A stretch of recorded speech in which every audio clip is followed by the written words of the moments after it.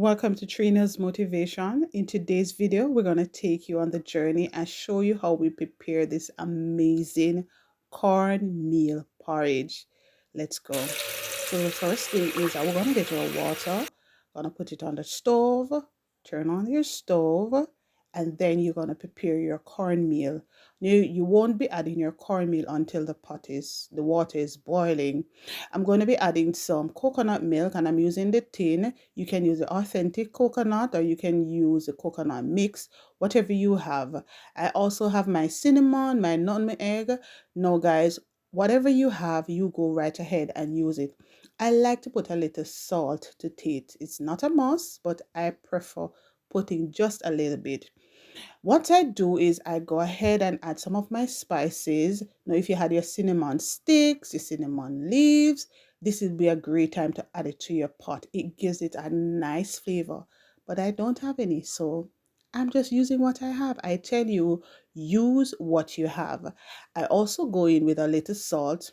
Then I'm going to use the coconut milk. I'm going to mix the cornmeal so that it becomes a watery consistency, not too watery, but we don't want any lumps in our porridge. Once we're done with that and the pot is boiling, we're going to add that mixture to the pot. It's important, guys, when you add the mixture, you continue mixing, because if you don't do this, then your porridge will get a bit lumpy or it will stick to the bottom of your pot. Okay, look what we're having here now. Continue stirring it. You notice it's getting thick and thicker. So the more you stir and then it continues to cook, then it will get thicker. So you do that until the consistency get thick, something like this. Some persons want their porridge a little bit thicker than this. I mean, it depends on you, so you can have it this way. Once your porridge is basically done cooking, then you go in with your spices. I go in with some vanilla and all those amazing things. And then we're going to allow this to cook for another 2 to 3 minutes. Then we're going to be going into sweeten our porridge. Now, this is the way I've done it. And when I do it this way, I don't have my porridge being watery. You know, sometimes persons give you porridge and it's watery. So I'm adding some sugar now for taste. At this stage, you can just only add sugar. You can add, if you have Lasco, oh my God, that gives it a nice flavor. But I have to stay away from Lasco.